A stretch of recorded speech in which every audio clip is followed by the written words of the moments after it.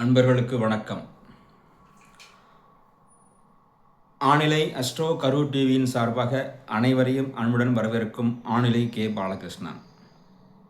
எல்லாம் வல்ல அருள்தரும் அலங்கார வழி சவுந்தரநாயகனுடைய உடனாகிய கல்யாண பசிசுவாமியுடைய தனிப்பெரும் கருணையினாலே 2026 நடைபெறும் சனி பயிற்சி உடைய கன்னிராசிக்கு ஏற்படும் நன்மைகளை இறைவன் திருவருளால் கன்னிராசி அன்பர்களுக்கு, திருமணம் ஆகாத கன்னிராசி அன்பர்களுக்கு திருமணம் நடைபெறும்.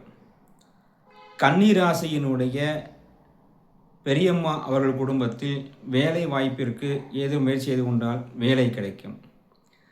கன்னிராசியினுடைய மாமனார் அவர்கள் வீட்டில் பூர்வீக சொத்து சம்பந்தமான அனைத்து அமைப்புகளும் சிறப்பு பெறும்.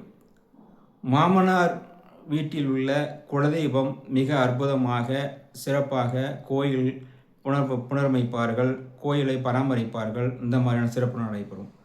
அதுபோன்று கன்னி லக்கணக்காரர்களுடைய அம்மா அவர்களிற்கு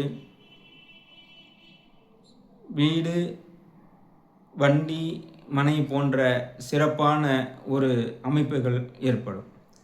அதுபோன்று கன்னிராசியினுடைய அவருடைய குழந்தைகள் எடுக்கின்ற முயற்சிகள் மிக சிறப்பாக இருக்கும். கன்னிராசியினுடைய அவருடைய பூர்வீக சொத்தில் பல்வேறு முயற்சிகள் எடுப்பார்கள். இனப்பொலி, போக்குவரத்து சம்பந்தமான சில பிரச்சனைகள் இருந்தால் அது இறைவன் திருவருளால் சிறப்பாகும். கன்னிராசி கன்னி லக்னத்தினுடைய தாயினுடைய இளைய சகோதரர், சகோதரி யாராக இருந்தாலும் சரி, அவர்களுக்கு வருமானம் நன்றாக இருக்கும், சிறப்பாக இருக்கும். கன்னிராசியினுடைய எதிர்பாலினம், அதாவது கணவனாக இருந்தாலும் சரி, மனைவியாக இருந்தாலும் சரி, அவர்களுக்கு பொதுவாக அனைத்தும் சுபமே. கன்னிராசியினுடைய அத்தை அவர்கள் இருக்கின்றவர்களுக்கு அவர்கள் வெளிநாடு சென்று முயற்சி செய்து கொண்டிருந்தால் அவர்களுக்கு வெளிநாட்டு முயற்சிகள் வெற்றி கிடைக்கும்.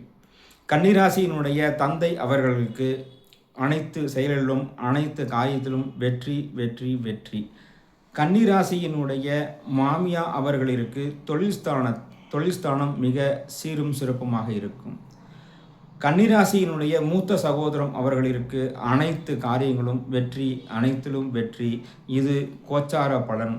இது ஒவ்வொருத்தருடைய தனிப்பட்ட ஜாதகத்தையும் வைத்து முழு பலனையே கண்டறிய முடியும். இதை நான் எமது மேசராசி பலனில் முதல் வீடியோவில் சொல்லியிருப்பேன். அனைவரும் கண்டு மகிழுங்கள். எல்லாம் வல்ல ஜீவனகாரகன் சனி பகவானுடைய பெருங்கருணையை பெற்று அனைவரும் சிறப்பு பெறுமாறு கேட்டுக்கொள்கிறேன். நன்றி, வணக்கம்.